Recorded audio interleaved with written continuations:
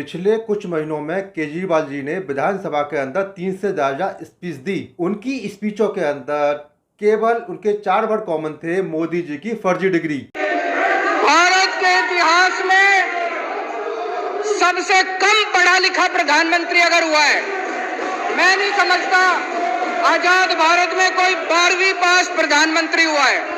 नमस्कार, मैं आपका दोस्त अरुण कुमार आपका इस नई वीडियो में स्वागत करता हूं। हिटलर को आप सभी लोग जानते होंगे और उनका ये कहना था कि एक झूठ को इतनी बार बोलो कि जनता सामने वाली आपकी हर बात को सच मानना शुरू कर दे। अब यही काम हमारे केजरीवाल जी कर रहे हैं। झूठ बोलो, बार बार झूठ बोलो, जो भी बोल सकते हैं सब झूठ बोलो, जहां भी बोल सकते हैं झूठ बोलो। बात यहीं पर खत्म नहीं होती। केजरीवाल जी इतने अच्छे स्टोरी टेलर हैं कि मोदी जी के ऊपर उन्होंने एक चौथी पास राजा की एक कहानी सुना दी।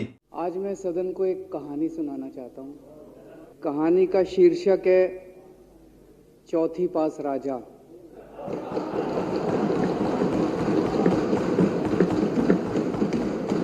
मेरी कहानी में रानी नहीं है,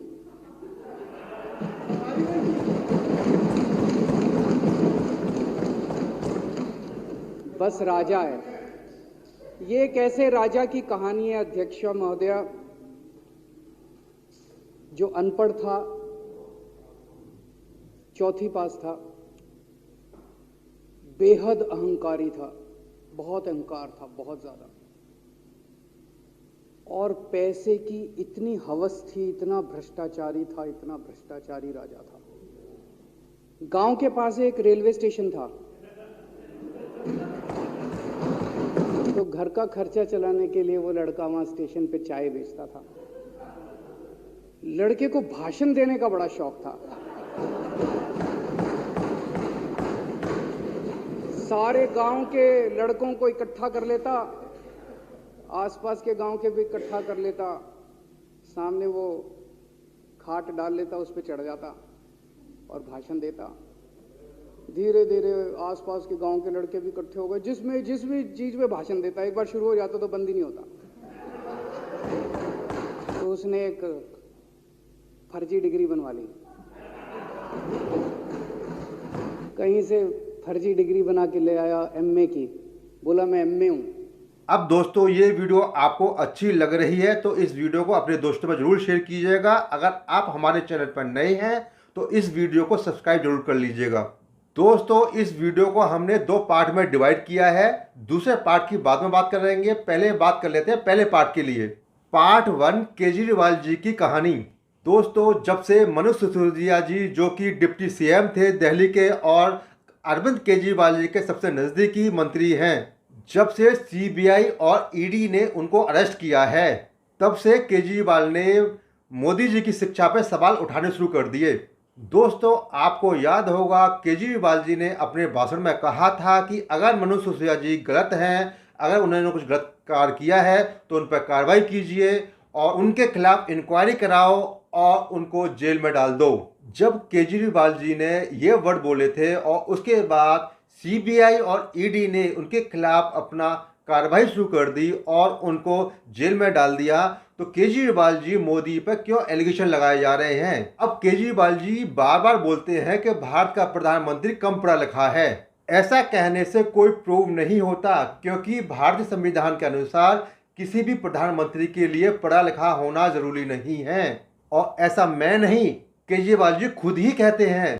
मैं ये नहीं कह रहा कि प्रधानमंत्री बनने के लिए आपको पढ़ने की जरूरत है।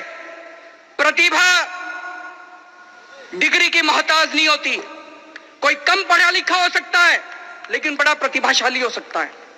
ऐसे दुनिया ने बहुत बड़े बड़े लोग पैदा किए हैं जिनके पास डिग्रियां नहीं थी, लेकिन उन्होंने इस दुनिया के अंदर बड़े बड़े काम करके दिखाए।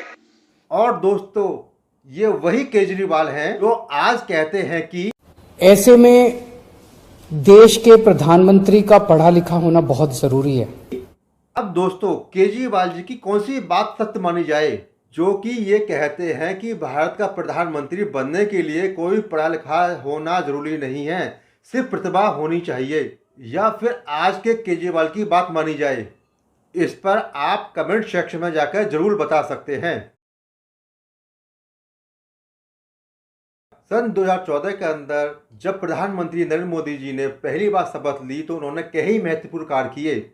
सबसे पहला और महत्वपूर्ण कार्य जन धन योजना, जिसमें एक हफ्ते के अंदर 1,80,96,130 अकाउंट खोले गए, जो कि ये अपने आप में गिनीज बुक के अंदर वर्ल्ड रिकॉर्ड है। जिन्होंने जीएसटी को लागू किया, जो कि उनका मानना था कि एक नेशन एक टैक्स होना चाहिए। उन्होंने मेक इन इंडिया पर काम किया।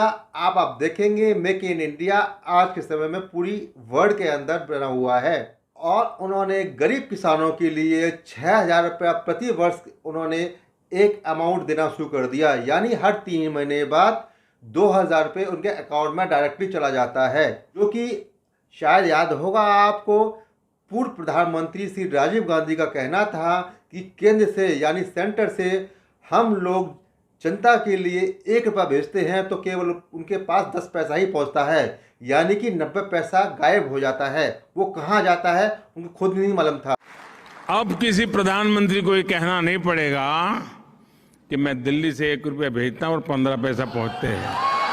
हाँ, और इसके साथ साथ ही उन्होंने डिजिटल ट्रांजैक्शन पर जोर दिया, जो कि आज डिजिटल ट्रांजैक्शन हर एक इंसान के लिए महत्वपूर्ण है। बहुत सारे महत्वपूर्ण कार्य करने के बावजूद भी केजरीवाल जी कहते हैं कि भारत को उन्होंने 10-15 साल पीछे कर दिया।